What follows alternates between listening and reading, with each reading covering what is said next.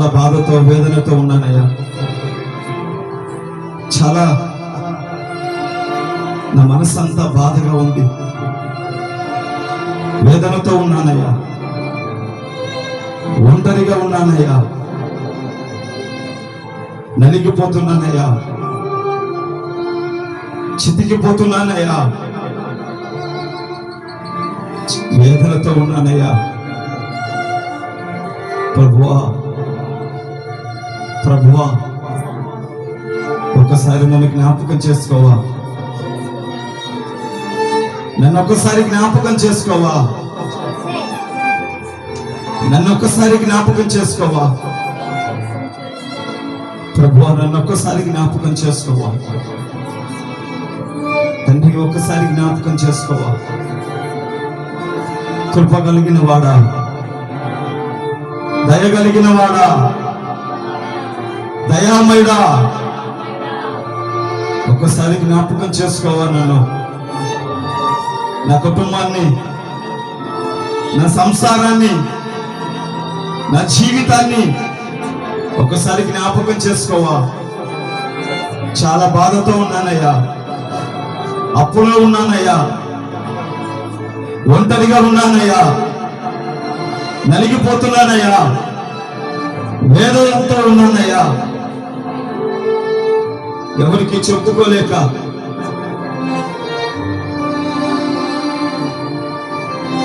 మనసులో కుమిలిపోతున్నానయ్యా, మనసులో నలిగిపోతున్నానయ్యా. నా కన్నీటిని తొడవండి నాయనా, నా వేదనను తొడవండి నాయనా, నేను చేసిన తప్పులు క్షమించండి నాయనా, నేను చేసిన పొరపాట్లు క్షమించండి నాయనా, నేను చేసిన మోసాలు క్షమించండి నాయనా, నా పాపాలను క్షమించయ్యా, నీ రక్తంతో కడగయ్యా. ఎన్నోసార్లు నిన్ను దూషించానయ్యా, నేను ఎన్నోసార్లు గాయపరిచానయ్యా, నేను ఎన్నోసార్లు నిందించానయ్యా, నేను ఎన్నోసార్లు బాధ పెట్టానయ్యా. నేను మంచిదాన్ని కాదయ్యా, నేను మంచివాణ్ణి కాదయ్యా, నాలో ఎక్కడా మంచితనం లేదు. అరికాలు మొదలుకొని నడినెత్తి వరకు, నడినెత్తి మొదలుకొని అరికాలు వరకు నిలువెత్తున నాలో ఎక్కడా నీతి లేదు, పరిశుద్ధత లేదు. నేను చెడిపోయిన దాన్నయ్యా, పారైపోయిన దాన్నయ్యా, బాధతో ఉన్నవాన్నయ్యా, ఒంటరి వాడినయ్యా, నలిగిపోతున్నానయ్యా, మనుషులు గాయపరుస్తున్నారయ్యా, మనుషులు పొడుస్తున్నారయ్యా, కాకుల వలె మనుషులు పొడుస్తున్నారయ్యా, కాకుల వలె. అయ్యా కరుణించయ్యా, కరుణామయుడా, దయామయుడా, నీ దయ చూపించయ్యా, నీ దయ చూపించయ్యా. యేసయ్యా, యేసయ్యా, దయ చూపించయ్యా. చేసిన తప్పులు జ్ఞాపకం చేసుకోవద్దయ్యా, చేసిన మోసాలు జ్ఞాపకం చేసుకోవద్దయ్యా, నా పాపమును జ్ఞాపకం చేసుకోవద్దయ్యా. తండ్రి, నన్ను మాత్రమే జ్ఞాపకం చేసుకో, నన్ను మాత్రమే జ్ఞాపకం చేసుకోయా. నువ్వు కాదంటే బ్రతకలేమయ్యా, నువ్వు లేకుండా జీవించలేమయ్యా, నువ్వు లేకుండా బ్రతకలేమయ్యా, నువ్వు లేకుండా నడవలేమయ్యా, నువ్వు లేకుండా సాగలేమయ్యా. ఈ లోకంలో నువ్వు లేకుండా బ్రతకలేము తండ్రి. తండ్రి తండ్రి నువ్వు లేకుండా బ్రతకలేమయ్యా, నువ్వు లేకుండా బ్రతకలేమయ్యా. మమ్మల్ని బ్రతికించయ్యా, మమ్మల్ని స్వస్థపరచయ్యా, నా కుటుంబాన్ని బాగు చేయనైనా, నన్ను తాకునైనా, నన్ను లేవనెత్తునైనా, సంఘాన్ని దీవించునైనా, మమ్మల్ని ఆశీర్వదించునైనా. నాలో ఉన్న పాపాన్ని రక్తంతో కడగయ్యా, నాలో ఉన్న పాపాన్ని నీ రక్తంతో కడగయ్యా. ఆకాశం వైపు 2 చేతులు పైకెత్తు. నీ కన్నీటిని, నీ వేదనను చెప్పుకుంటావా? నీ ఒంటరితనాన్ని, నీ బాధను ఒకసారి ప్రభుతో మాట్లాడతావా? ఆకాశం వైపు 2 చేతులు పైకెత్తి, ఆకాశం వైపు 2 చేతులు పైకెత్తి మాట్లాడతావా? ఆకాశం వైపు 2 చేతులు పైకెత్తి మాట్లాడతావా? పరిశుద్ధుడైన తండ్రి, మహోన్నతుడా, సర్వాధికారి,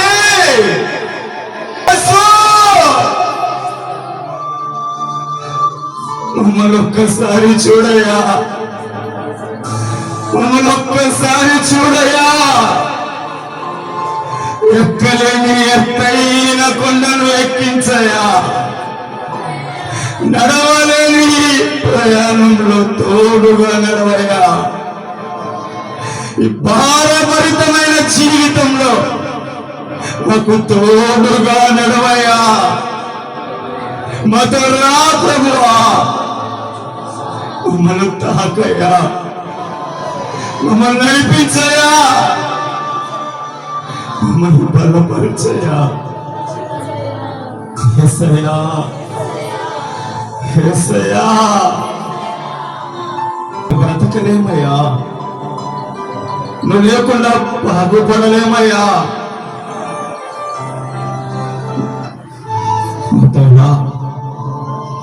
మా ఇంటికి రా,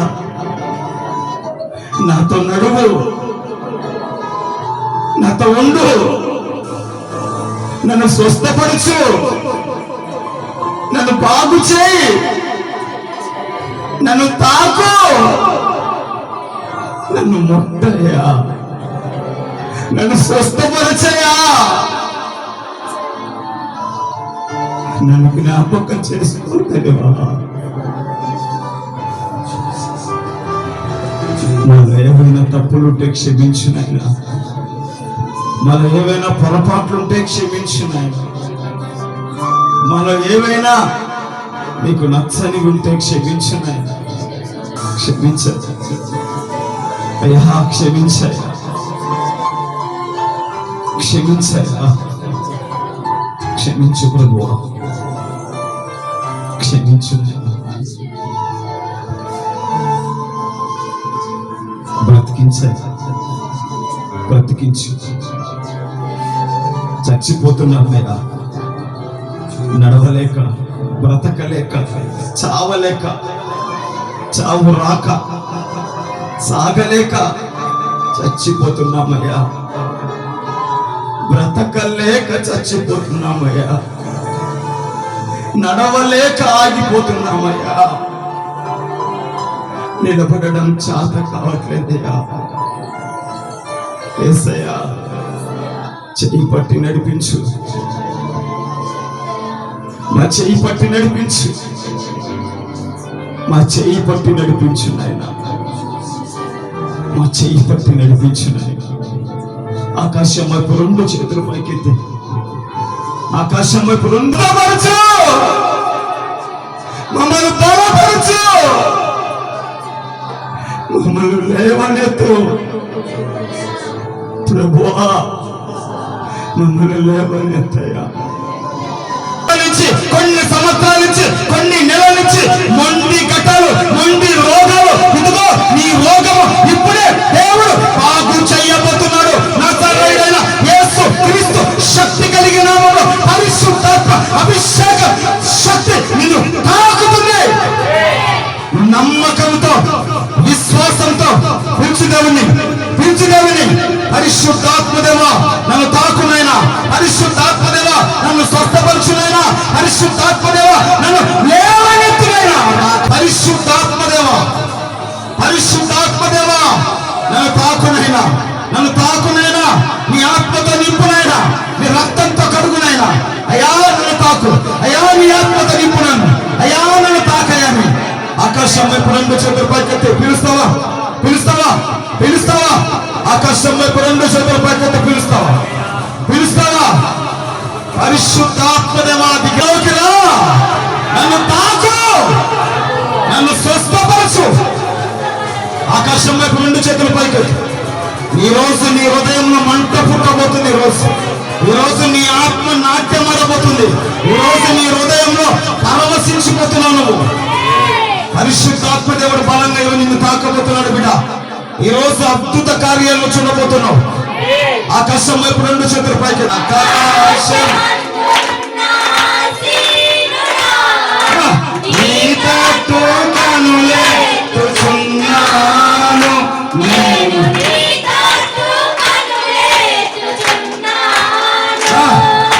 గాయపడిన గొర్రెను నేను.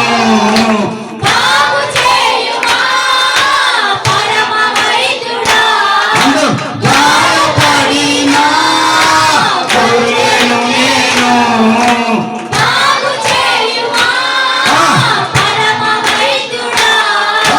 కరుణించుమా యేసు కాపాడుమా, నీ తట్టు కనులెత్తుచున్నాను, నేను నీ తట్టు కనులెత్తుచున్నాను. కరుణించుమా యేసు కాపాడుమా, నీ తట్టు కనులెత్తుచున్నాను, నేను నీ తట్టు కనులెత్తుచున్నాను. ఆకాశమందున్న నీ తట్టు కనులెత్తుచున్నాను, నేను నీ తట్టు పాపమూపిలో పడి ఉన్నాను,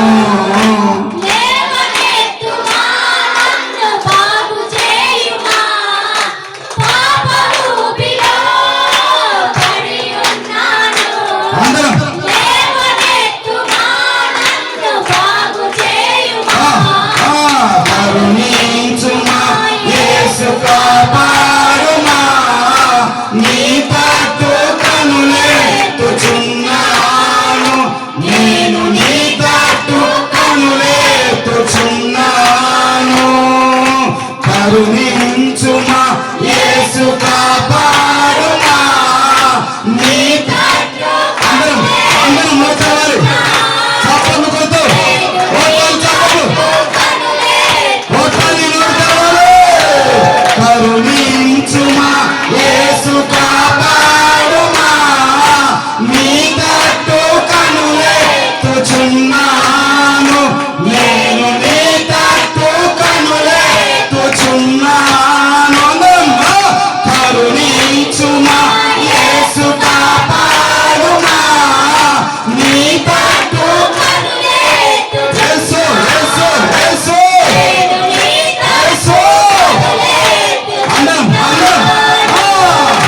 కరుణించుమా యేసు కాపాడుమా, నీ తట్టు యేసయ్యా, నేను నీ తట్టు కనులెత్తుచున్నాను. కరుణించుమా యేసు కాపాడుమా, నీ తట్టు అందరం, నేను నీ తట్టు కనులెత్తుచున్నాను. కరుణించుమా యేసు,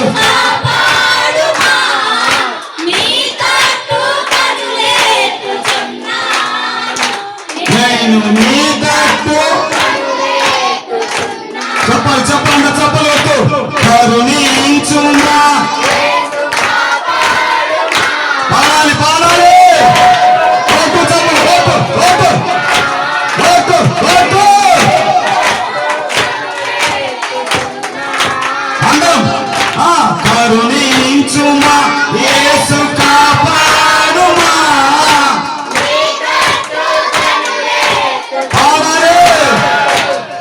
నేను నీ తట్టు కరుణించుమా యేసు నీ తట్టు నేను నీ తట్టు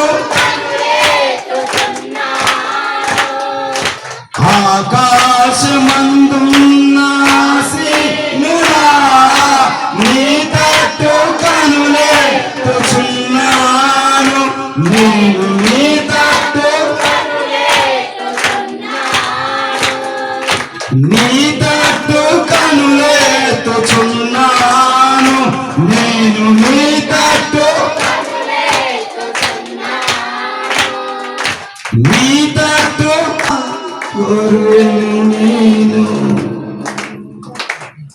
ఆకాశం వైపు రెండు చేతులు గాయపడిన కొర్రెను నేను బాగు చేయుమా పరమ వైద్యుడా గాయపడిన కొర్రెను నేను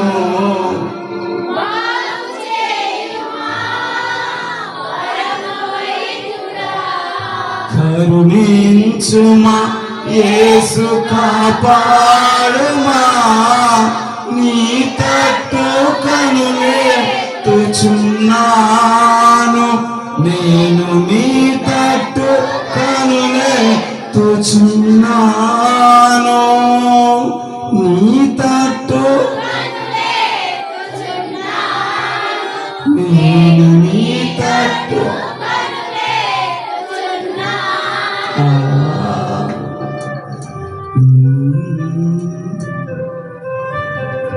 దారి తప్పిన కొర్రెను నేను దారి తప్పానయ్యా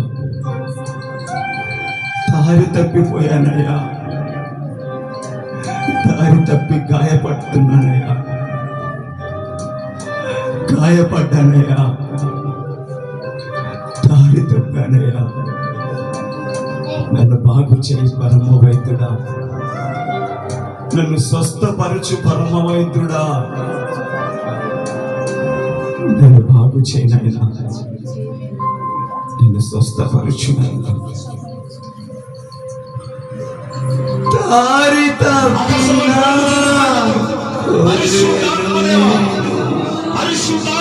దారి కానక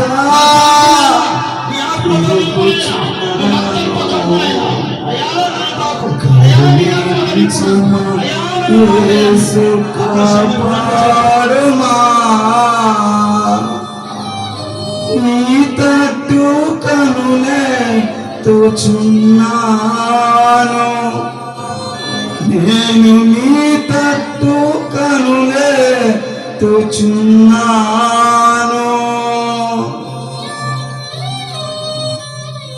దారి తప్పిపోయానయ్యా దారి కానరాక తిరుగుతున్నానయ్యా గాయపడ్డానయ్యా పుండుతో వచ్చానయ్యా పుండు కలిగి ఉన్నానయ్యా పచ్చి పుండుతో ఉన్నానయ్యా నన్ను స్వస్థపరచు పరమ వైద్యుడా నన్ను బాగు చేయనయ్యా తండ్రి ఎంతమంది ఏ వేదనతో ఏ కన్నీటితో ఉన్నారు వారందరినీ బాగు చేయి వారందరినీ స్వస్థపరచు వారందరినీ తాకునైనా వారందరినీ తాకునైనా ప్రభువా ఇక నిలబడిన నేను ఒట్టివాడిని పనికిరాని వాడిని నిష్ప్రయోజకుడు చదువు లేని వాడిని ఏమి లేని వాడిని ఒంటరి వాడిని ఏ కాకిని అయ్యా నీ దయ నీ కనికరం నా మీద ఉంచి నన్ను నీ ఆత్మతో నింపి నన్ను వాడుకోమని ప్రార్థిస్తున్నాను తండ్రి శక్తి కలిగిన నామంలో ప్రార్థిస్తున్నాను తండ్రి ఆమేన్. కొన్ని శ్రమలు రావడం వలన కొన్ని కష్టాలు రావడం వల్ల తిరిగి మరలా వాళ్ళు వెనక్కి తగ్గి వెళ్ళిపోతారు.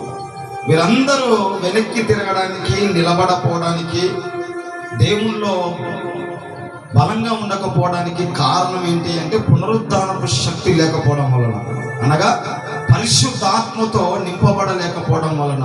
పరిశుద్ధాత్మతో ఏ వ్యక్తి అయితే నింపబడడో, పరిశుద్ధాత్మతో ఏ వ్యక్తి, ఏ విశ్వాసి అయితే నింపబడదో ఆ విశ్వాసి ఎక్కువ రోజులు నిలబడలేదు, ఎక్కువ రోజులు ప్రార్థనకు వెళ్ళలేదు, దేవునితో నిలబడలేదు, కష్టాలను శ్రమలను ఓర్చుకోలేదు, తట్టుకోలేదు, నిలబడలేదు. కారణం ఏంటి అంటే ఈమెలో లేదా ఆ వ్యక్తిలో పరిశుద్ధాత్మ శక్తి, అనగా పునరుద్ధానపు శక్తి ఈమెలో ఉండదు, అనగా ఇతనిలో ఉండదు. ఈ పునరుద్ధానపు శక్తి లేకపోవడం వలన, ఈ పునరుద్ధానపు శక్తి లేకపోవడం వలన, పరిశుద్ధాత్మతో నింపబడలేకపోవడం వలన చాలా మంది వారు వెళుతున్న మార్గంలో ప్రార్థనకు వస్తూ వస్తూ వస్తూ వస్తూ మధ్యలో వెనక్కి తిరిగి తప్పిపోయి మరలా వారు పాత జీవితాన్ని, మరలా పాత జీవితంలోకి, పాత భక్తిలోకి చాలా మంది తిరిగి వెనక్కి వెళ్ళిపోతారు. పునరుద్ధానపు శక్తి ఉండదు. అపోస్తల మీదకి, మేడగది మీద అపోస్తల మీదకి పునరుద్ధానపు శక్తి దిగి వచ్చినప్పుడు అంతవరకు వాళ్ళు చాతగాని వారి వలె, పిల్లుల వలె భయపడుతూ దాక్కొని తలుపులు వేసుకొని భయపడుతూ దాక్కొని ప్రార్థన చేసిన వారు ఎప్పుడైతే పరిశుద్ధాత్మ, అనగా పునరుద్ధానపు శక్తి ఎప్పుడైతే దిగి వచ్చిందో అప్పుడు పిల్లుల వలె ఉన్న అపోస్తులు పుల్లుల వలె నిలబడ్డారు. ఆమేన్. కారణం ఏంటి అంటే పునరుద్ధానపు శక్తి, అనగా పరిశుద్ధాత్మ శక్తి, అనగా పరిశుద్ధాత్మతో నింపబడాలి. పరిశుద్ధాత్మతో ఎవరైతే నింపబడతాడో, పరిశుద్ధాత్మతో నింపబడిన వ్యక్తి కానీ, పరిశుద్ధాత్మతో నింపబడిన వ్యక్తి, ఏ వ్యక్తి అయినా, స్త్రీ అయినా పురుషులైనా ఎవరైనా దేవునిలో మండుతారు, అనేకులను మండిస్తారు. ఆమేన్. పునరుద్ధానపు శక్తితో నింపబడిన బిడ్డలు. ఇక నింపబడలేని వారంటావా, వారు ఎప్పుడు రాలిపోతారో, పొట్టు గాలికి కొట్టుకొని పోయినట్లుగా వాళ్ళు ఎప్పుడు వారు కొట్టుకొని వెళ్ళిపోతారో తెలియదు, అది వారికి కూడా తెలియదు. హఠాత్తుగా పడిపోతారు, హఠాత్తుగా కూలిపోతారు, హఠాత్తుగా వారు భక్తి జీవితాన్ని కోల్పోయి చాలా కష్టాలలో, చాలా సుడిగుండాలలోకి వెళ్ళిపోయి రాలేనంతగా డెప్త్గా వాళ్ళు వెళ్ళిపోతారు. ఎందుకంటే కారణం దేవుని ఆత్మచేత వారు నింపబడలేదు. అందుకే ప్రతి వ్యక్తికి, బాప్తిసం తీసుకున్న ప్రతి బిడ్డకు, ప్రార్థనకు వచ్చే ప్రతి ఒక్కరికి, ప్రతి క్రైస్తవునికి ఖచ్చితంగా పునరుద్ధానపు శక్తి, అనగా పరిశుద్ధాత్మ శక్తితో ఖచ్చితంగా నింపబడాలి. ఆమేన్, ఆమేన్, ఆమేన్.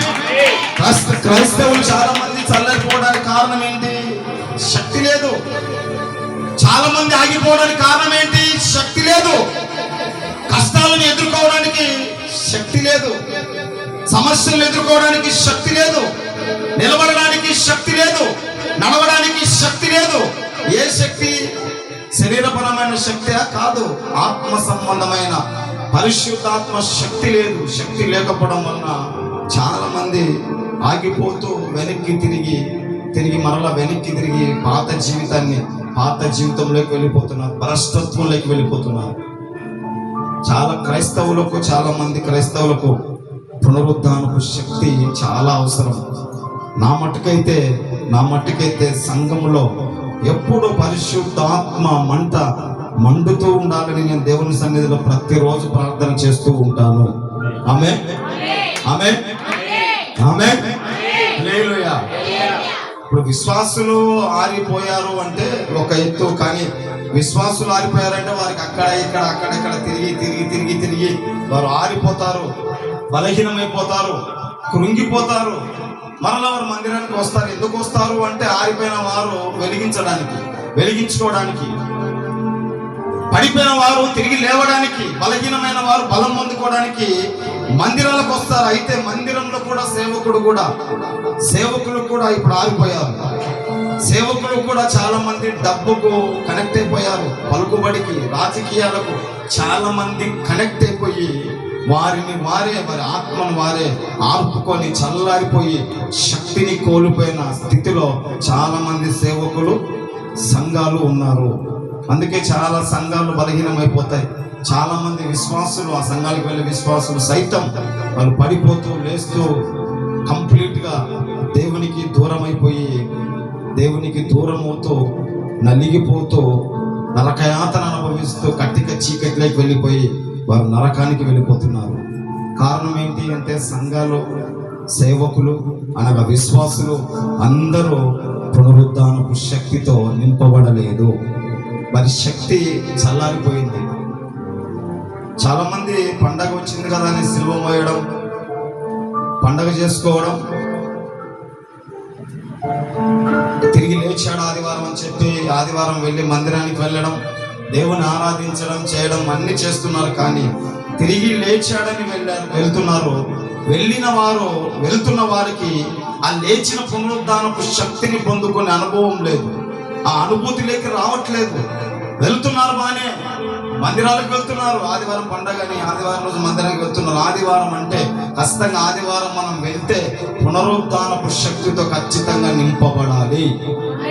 పునరుద్ధానపు శక్తితో ఎప్పుడైతే నింపబడతామో, ఈ ఆదివారం మందిరానికి వెళ్ళి పునరుద్ధానపు శక్తితో నింపబడిన మనకు తిరిగి మరలా ఆదివారం వరకు ఈ శక్తే మనల్ని నడిపిస్తుంది. ఆమేన్, ఆమేన్, హల్లెలూయా. కానీ చాలా మందికి శక్తి అవసరం లేదు. వెళ్తున్నామా, వెళ్ళామా, వచ్చామా, కూర్చున్నామా, అంతవరకే. ఇంకా వెళ్ళామా, వచ్చామా, అంతే. కానీ అందుకే చాలా మంది నడవలేక వారు వెనక్కి తగ్గి చాలా మంది ఆగిపోతున్నారు. పునరుద్ధానపు శక్తి లేదు కనుక మీరు అలాంటి వారిగా ఉండకండి. మీరు ఖచ్చితంగా పునరుద్ధానపు శక్తితో మీరు నింపబడాలి. నేను ఆదివారం చాలా మంది నాలో నుంచి చాలా మందికి పునరుద్ధానపు శక్తి తాకి చాలా మంది దేవుని శక్తితో నింపబడడం, దేవుని ఆత్మతో నింపబడడం, చాలా వరకు దేవుడు నిన్నటి ఆదివారం బలమైన కార్యాలు చేశాడు. హల్లెలూయా, హల్లెలూయా. కనుక ఎవరైనా మీలో పునరుద్ధానపు శక్తితో నేను నింపబడాలని ఆశ ఉందన్న, నాకు నేను స్వస్థపరచబడాలని ఆశ ఉందన్న, నేను వెలగాలి, నేను వెలిగించబడాలని ఆశ ఉందన్నని ఒకవేళ మీలో ఎవరైనా ఆశ కలిగిన బిడ్డలు ఎవరైనా ఉంటే ఖచ్చితంగా మీరు ప్రార్థనలో మీరు అలాగే ప్రార్థన చేసుకుంటూ వాక్యం వింటూ ఉండండి. దేవుడు ఖచ్చితంగా ఏదో ఒక విధంగా మిమ్మల్ని దేవుడు తాకుతాడు. ఇక్కడి నుంచి గేటు దాటి వెళ్ళే లోపు ఖచ్చితంగా దేవుడు మిమ్మల్ని స్వస్థపరుస్తాడు. ఆమేన్, ఆమేన్. విశ్వాసం నమ్ముట నీ వంతు అయితే నమ్మువానికి సమస్తము సాధ్యమేనని దేవుని వాక్యం సెలవిస్తుంది. కనుక మీరు నమ్మండి. నేను చెప్తున్నా యేసు నామంలో దైవజనునిగా నేను చెప్తున్నాను. యేసు నామంలో నా దేవుడు రోషం కలిగిన వాడు, ఆయన పేట నేను కూడా రోషం కలిగిన వాడిగా, రోషం కలిగి పౌరుషం కలిగి చెప్తున్నాను. ఇంతవరకు పని జరగని, ఇంతవరకు బాగు కానీ, ఇంతవరకు స్వస్థత కలగని మొండి రోగాలు సైతం యేసు నామంలో ఈ రోజు స్వస్థత పొందబోతున్నాయి. ఆ బిడ్డలకు నిశ్చయంగా దేవుడు వారిని తాకబోతున్నాడు. విడుదల, ఇన్ని రోజుల నుంచి లేని విడుదల ఇప్పుడే, ఈ రోజే, ఈ క్షణమే, ఇప్పుడే వారికి విడుదల కలగబోతుంది. వారి కట్లు తెగిపోతున్న యేసు నామములో. ఆమేన్, ఆమేన్. నమ్ముట మీ వంతైతే నమ్మవానికి సమస్తము సాధ్యమే అని దేవుని వాక్యం సెలవిస్తుంది. కనుక నమ్మండి. నమ్మి గేటు దాటి వెళ్తుండగా గొప్ప గొప్ప అద్భుతాలు, సాక్ష్యాలు మనం ఎన్నో విన్నాం, మందిరంలో వింటూ ఉన్నాం. చాలా మంది నాకు ప్రార్థన చేసుకొని నేను గేటు దాటి వెళ్తుండగానే ఇంటికి వెళ్తుండగా నాకు బాగింది, నా కుమారునికి బాగింది, నా భర్తకు బాగిందని చాలా మంది వచ్చి సాక్ష్యాలు చెప్పంగా మనం విన్నాం. కనుక మీరు కూడా విశ్వాసంతో, నేను ఇక్కడి నుంచి గేటు దాటి వెళ్తూ ఉండగా నా రోగం బాగుపడతాది, దేవుడు నన్ను తాకుతున్నాడని విశ్వాసంతో మీరు నమ్మకంతో గేటు దాటి వెళ్తూ ఉండగా ఈరోజు ఖచ్చితంగా పునరుద్ధానపు శక్తి మిమ్మల్ని తాకుతుంది, స్వస్థపరుస్తుంది. ఆమేన్, ఆమేన్, హల్లెలూయా. అయితే త్వరగా నేను మీకు దేవుని మాట చెప్పి త్వరగా ముగిస్తాను. ఈరోజు కొంచెం ఒక వ్యక్తిని మీకు పరిచయం చేయాలని ఆశపడుతున్నాను. ముచ్చటగా మూడు మాటలు చెప్పి త్వరగా ముగిస్తాను నేను. హల్లెలూయా. ఒకసారి బిగ్గరగా చప్పట్లు కొట్టి దేవుని నామాన్ని మహిమపరుద్దాం. ముచ్చటగా మూడు మాటలు చెప్పి ముగిస్తాను. మొదటి 2 సమూయేలు గ్రంథం 11వ అధ్యాయం 2వ వచనం.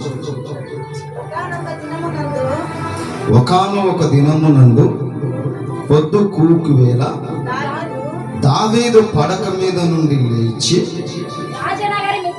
రాజనగరి మిద్దె మీద నడుచుచు పైనుండి చూచుచుండగా స్నానము చేయు ఒక స్త్రీ కనపడెను.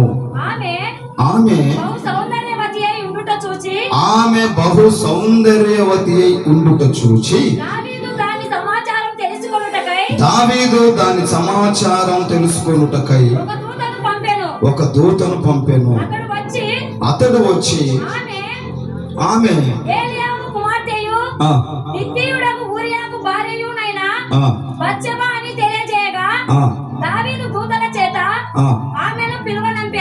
ఆమెను పిలువనంపెను.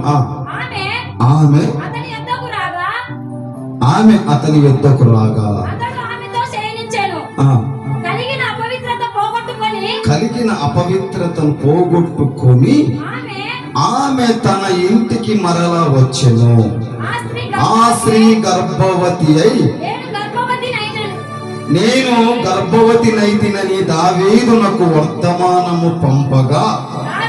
హల్లెలూయా, హల్లెలూయా. ఒకసారి బిగ్గరగా చప్పట్లు కొట్టండి.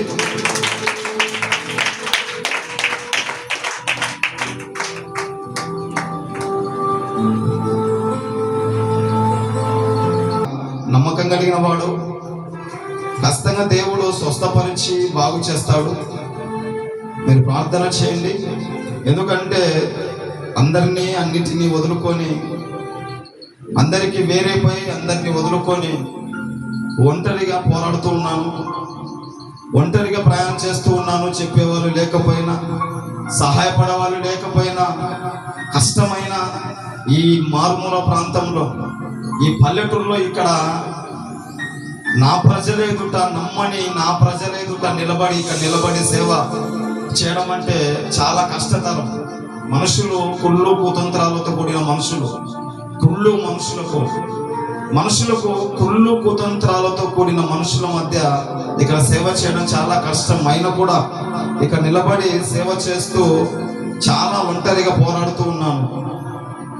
ఈ ఒంటరితనంలో ఎక్కువ శాతం ప్రార్థనకు ప్రిఫరెన్స్ ఇవ్వడం వల్ల ఈ వేడికి కొన్ని సందర్భాల్లో కడుపు నొప్పి ఎక్కువ అవుతుంది. కడుపు నొప్పి రావడం వల్ల మనిషి బలహీనమైపోతున్నాను. వేడికి మనిషి బలహీనమైపోయి చాలా ఇదైపోతున్నాను. అందుకే సరిగ్గా ఈరోజు ఎందుకో చాలా బలహీనమైపోయాను. కానీ అయినా పర్వాలేదు, దేవుడు బలంగా వాడుకోగలడు, దేవుడు స్వస్థపరచగలడు. ఖచ్చితంగా బాధ అనిపిస్తుంది నాకు ఒక్కోసారి. ఎందుకు ఈ ప్రయాస, మనకెందుకు వచ్చిన బాధ ఇది మనకెందుకు వచ్చింది, మనకేం అవసరం? కడుపుని అన్నందిని నా పని నేను చేసుకుంటే సరిపోయింది కదా, ఈ కడుపు నొప్పి ఈ రోగాలు అవసరమా నాకు అనిపించింది. ఎందుకని చూడండి, ఇప్పుడు కడుపు నొప్పి వచ్చినా, ఏ రోగం వచ్చినా, ఎక్కడికి హాస్పిటల్కి వెళ్తే చూపించుకోవడానికి రూపాయి డబ్బులు లేవు, చూడడానికి నన్ను ఎవరు రారు. హల్లెలూయా. ఎవరైనా వస్తే ఒకరిద్దరు వస్తారేమో, కానీ బంధువులు చూడడానికి ఎవరు రారు, చూసేవాళ్ళు కూడా ఎవరు లేరు. దేవుడే దిక్కు. అలాంటిది ఒంటరి పోరాటంలో చాలా బాధ అనిపిస్తుంది. ఇప్పుడే ఇలా చిన్నగా ఇలా కడుపు నొప్పి, ఇప్పుడే ఇలాంటి పెయిన్ వస్తే చాలా బాధ అనిపిస్తుంది. ఎందుకంటే చేయాల్సిన సేవ చాలా ఉంది, ఇంకా చాలా సేవ చేయాలి. ఈ స్థలంలో, ఈ ప్రాంతంలో, ఈ రాయలసీమ పట్టణంలో, ఈ ప్రాంతంలో ఒక బలమైన సంఘం కట్టాలి. చాలా ఎకరాలు కాదు, కొన్ని ఎకరాల్లో దేవుని మందిరం కట్టాలి. గొప్పగా ఈ ప్రాంతంలో పరిచర్య జరగాలి. ఈ గాజులపల్లె పట్టణం ఇది భయంకరమైన విగ్రహారాధన పట్టణం. ఈ గాజులపల్లె పట్టణం ఎట్టి పరిస్థితుల్లో చచ్చేలోపు ఈ పట్టణాన్ని మార్చి చావాలని నా ప్రణాళిక, నా ఆశ. అంత గొప్ప ప్రణాళిక కలిగి, అంతగా ఆశ కలిగి ఉన్నాను. అయితే ఈ చిన్న చిన్న బలహీనత కుంగదీస్తూ ఉంది నన్ను. అయినా పర్వాలేదు, పిలిచినవాడు నమ్మదగినవాడు, పిలిచినవాడు నమ్మకస్తుడు. మధ్యలో నడి మధ్యలో వదిలేసి వెళ్ళే దేవుడు కాదు. కష్టాలు వస్తాయి, శ్రమలు వస్తాయి, దుఃఖాలు వస్తాయి, ఒంటరితనం ఆవరిస్తుంది. నమ్మిన వాళ్ళు మనం మోసం చేసి వెళ్తారు. అయినా మనం నిలబడితే ఖచ్చితంగా దేవుడు ఒక రోజు బహుబలంగా మనం దీవిస్తాడని నా ఆశ. మీ ఆశ కూడా అదే అయి ఉండాలి. మీరు కూడా అదే విశ్వాసంతో మీరు ముందుకు సాగాలి. ఎందుకంటే చాలా బలహీనమైపోయాను ఈరోజు. మాట్లాడేది కూడా ఎందుకో చేత కావట్లేదు. అయినా దేవుడు నమ్మకస్తుడు, ఇస్తాడు. నేను మాట్లాడుతూ ఉండగా, నేను కదులుతూ ఉండగా దేవుడు ఆయన కదిలిస్తాడు. హల్లెలూయా, హల్లెలూయా, హల్లెలూయా. ఒకానొక దినంలో నేను దేవుడు సేవకు పిలుస్తూ ఉంటే నేనేమో నాకు కావాల్సింది నేను అడుగుతూ ఉన్నాను. దేవుని ప్రార్థన చేస్తున్నాను, ప్రభా నాకు కావాల్సింది ఇది, నాకు ఇవ్వు, ఈ సమస్య నుంచి నన్ను తప్పించు ప్రభా అని ప్రార్థన చేస్తూ ఉంటే ఒకానొక దినం దేవుడు నాతో మాట్లాడాడు. ఆయన అన్నాడు, ఆయన ఒకే మాట అన్నాడు, నువ్వు నడువు, నువ్వు నడిస్తే నేను నడిపిస్తా. హల్లెలూయా, హల్లెలూయా. నువ్వు నడిస్తే నడిపిస్తా. నువ్వు ఒక్కడుగే చాలు, నీ చేపట్టి నేను నడిపిస్తా. నువ్వు సేవ చేయలేను అనుకుంటున్నావు, నువ్వు నడవలేను అనుకుంటున్నావు, నువ్వు నడిస్తే నేను నడిపిస్తా. నువ్వు ఒక్క అడుగేస్తే నీ చేత 10 అడుగులు నేను వేపిస్తా. నువ్వు 10 అడుగులు వేస్తే నేను 100 అడుగులు వేపిస్తా. నువ్వు 100 అడుగులు వేస్తే నేను 1000 అడుగులు వేపిస్తా నీ చేత. ఎప్పుడు ఊహించలేని గొప్ప పరిచర్య నీ ద్వారా చేయిస్తాని దేవుడు నాతో స్పష్టంగా మాట్లాడాడు. ఆయన మాట నేను విన్నాను. ఆయన స్వరాన్ని నేను విని అదే నమ్మకంతో సేవకు వచ్చాను. ఆయన చెప్పాడు కదా, ఒక్క అడుగు నువ్వు వెయ్యి, నీ చేత 10 అడుగులు నేను ఇస్తా. నువ్వు 10 అడుగులు వేయి, నీ చేత 100 అడుగులు ఇస్తానన్నాడు. ఇప్పుడు ఒక్క అడుగు నేను వేసి ముందుకు నడుస్తూ ఉండగా దేవుడు నా చేత 100 అడుగులు అనగా, దేవుడు ఇప్పుడున్న శక్తి కంటే, ఈ రోజు ఉన్న శక్తి కంటే, గడిచిన వారం శక్తి కంటే ఈ వారం దేవుడు అత్యధికమైన శక్తితో నన్ను నింపి వాడుకుంటున్నాడు. ఆమేన్, ఆమేన్, హల్లెలూయా, హల్లెలూయా. దేవుని నామానికి మహిమ కలుగును గాక. ఆమేన్.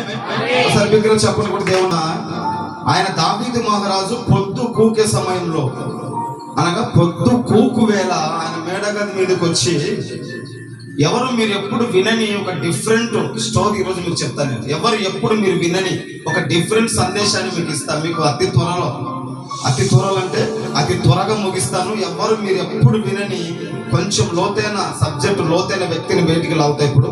హల్లెలూయా, హల్లెలూయా. దావీదు మహారాజు అంట మేడగది మీద ఆయన పొద్దు కూకు వేళ వచ్చి, మేడగది మీదకి వచ్చి ఆయన తన దాసులను పిలిచి ఏదో ఇంత జ్యూస్, టీ, కాఫీ తీసుకొని ఆయన తాగుతూ స్టైల్గా మేడగది మీద నిలబడ్డాడు. ఎవరు? దావీదు మహారాజు. హల్లెలూయా, హల్లెలూయా. కొంచెం ఎలక్ట్గా హుషారుగా ఉండండి, త్వరగా ముగిస్తా.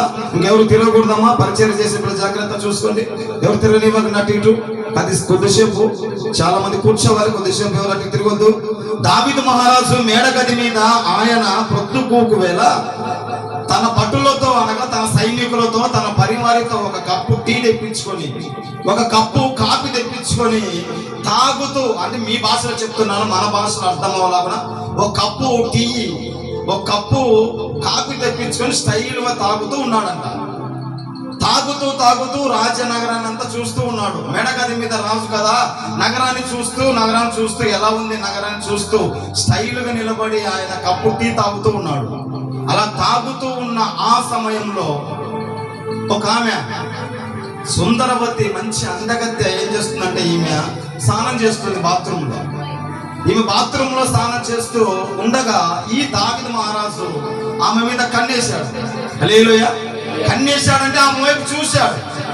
ఆమె వైపు చూసి ఆమె అందానికి, ఆమెకు ఈయన లోబడ్డాడు. అంతే, ఆమెను ప్రేమించాడు, ఆమె మీద మోజుపడ్డాడు. హల్లెలూయా. మన భాష చెప్పాలంటే ఆమె మీద మోజుపడ్డాడు. ఆమె మీద మోజుపడి తన చుట్టూన్న సైనికులను, తన చుట్టూన్న పనివారిని పిలిచి, అది ఆమె ఎవరు ఒకసారి వెళ్ళి కనుక్కొని రండి, ఆమె అడ్రస్ ఏంది కనుక్కొని రండి, ఆమె ఎక్కడి నుంచి వచ్చింది కనుక్కొని రండి, ఆమె ఏమన్నా వెనకమాల ఏముంది, డబ్బు ఉందా, బలగం ఉందా, పలుకుబడి ఉందా, రాజకీయాలు ఉన్నారా, ఆమె వెనకాల ఏముంది, సైన్యం ఉందా, ఆమె కనుక్కున్నామని చెప్తే కొద్ది నిమిషాలకు వెళ్ళాయా, పలాని వ్యక్తి ఈమె, పలాని వ్యక్తి భార్య, పలాని సైనికుని భార్య అని చెప్పి సమాచారం ఇచ్చారు. ఇస్తే దావీదు అయితే ఒకసారి నేను మాట్లాడాలి, ఆమెను ఒకసారి పిలవండి. ఏం పని రాజా? పనింది, పిలవండి ఒకసారి, నా గదిలోకి తీసుకెళ్ళండి ఆమెతో నేను మాట్లాడాలి. హల్లెలూయా. ఇంతకి దావీదెవరు? హల్లెలూయా. దావీదెవరు? ఎవరమ్మా దావీదు? మీ ఇంటి పక్కన మంచిగా, మీ ఇంటి పక్కన ఆయన దావీదు, మా ఇంటి పక్కన ఆయన. ఎవరు దావీదు? హల్లెలూయా. దావీదెవరు? దావీదు తండ్రి ఎవరు? బెత్షెయ తండ్రి ఎవరు? ఎవరన్నా మాకేం తెలుసు అంటారు? హల్లెలూయా. దావీదు ఎవరి కుమారుడు? దావీదు తండ్రి ఎవరు అంటే ఎవరు? ఆయన తండ్రి ఎవరు? బోయాజు. ఆయన తండ్రి ఎవరు? యూదా. ఆయన తండ్రి ఎవరు? యాకోబు. ఆయన తండ్రి ఎవరు? ఇస్సాకు. ఆయన తండ్రి ఎవరు? అబ్రహాము. ఆయన తండ్రి ఎవరు? తెరాకు. ఆయన తండ్రి ఎవరు? నహోరు. ఆయన తండ్రి ఎవరు? నోవాకు. ఆయన తండ్రి ఎవరు? ఎనోషు. ఆయన తండ్రి ఎవరు? ఆదాము. ఆయన తండ్రి ఎవరు? దేవుడు. హల్లెలూయా. ఒకసారి చరిత్ర మళ్ళీ ఒకసారి తిరగదిద్దాము. దేవుడు మొట్టమొదటిసారిగా దేవుడు సృష్టించిన వ్యక్తి ఆదాము అవ్వ. అయితే ఆదాముకు ఇద్దరు కుమారులు. ఎవరు? హేబేలు, కయ్యను. వారి తర్వాత మరల కుమారుడు పుట్టాడు. ఎవరు? షేతు. ఈ షేతు గర్భంలోంచి వచ్చాడు ఎనోషు గర్భంలోంచి వచ్చిన వాడు నోవాకుకు 3 కుమారులు. నోవా కాలంలో మొత్తం సమాప్తం చేశాడు. నోవాకుకు 3 కుమారులు. ఈ 3 కుమారులో నుంచి ఒక కుమారుడు వచ్చాడు నహూరులో నుంచి వచ్చాడు తెరాకులో నుంచి అబ్రహాం వచ్చాడు. అబ్రహాంలోంచి ఇస్సాకు వచ్చాడు. ఇస్సాకులోంచి యాకోబు వచ్చాడు. యాకోబుకు 12 మంది కుమారులు. 12 మందిలో ఒకడైన యూదాలో నుంచి బోయాజు వచ్చాడు.